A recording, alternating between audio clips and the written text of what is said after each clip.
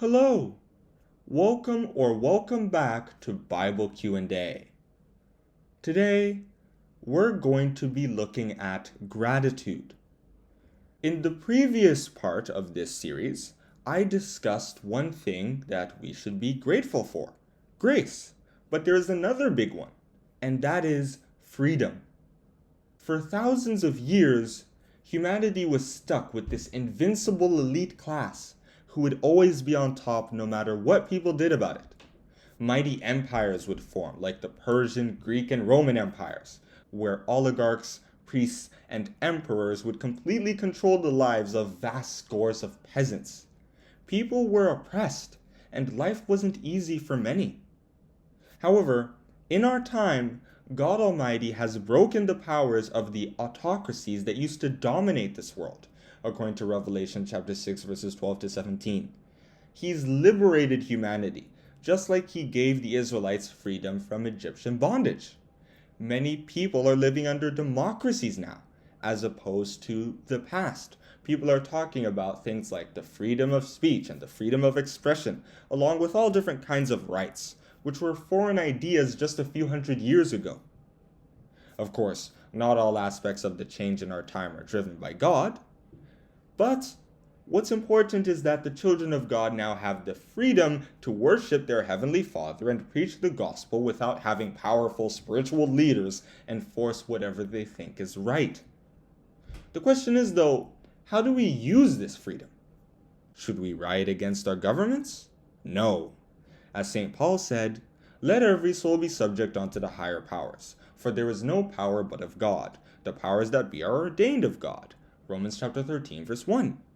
God set up the government so that it could bring order to society. So we shouldn't be trying to make its job harder. Should we follow the trends of the world and act like everyone else? No. As St. John said, "Love not the world, neither the things that are in the world. If any man love the world, the love of the Father is not in him. For all that is in the world, the lust of the flesh, and the lust of the eyes, and the pride of life, is not of the Father, but is of the world. And the world passeth away, and the lust thereof. But he that doeth the will of God abideth forever." 1 John chapter 2, verses 15 to 17.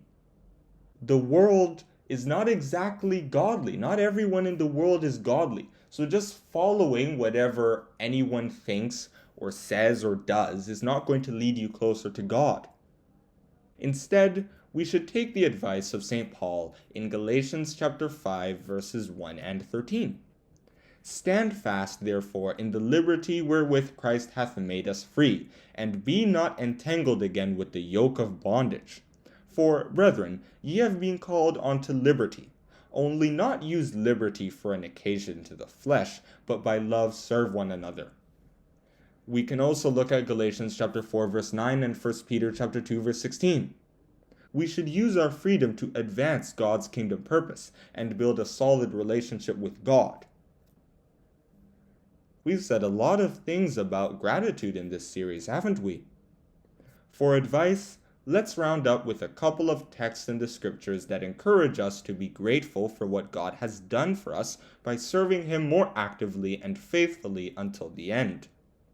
"Therefore let us be grateful for receiving a kingdom that cannot be shaken, and thus let us offer to God acceptable worship, with reverence and awe." Hebrews chapter 12 verse 28, according to the English Standard Version.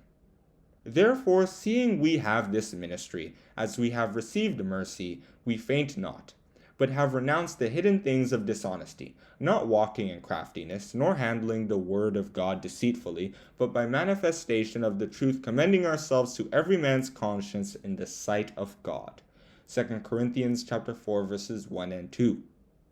And that is where I'm going to stop with this video and with this gratitude series.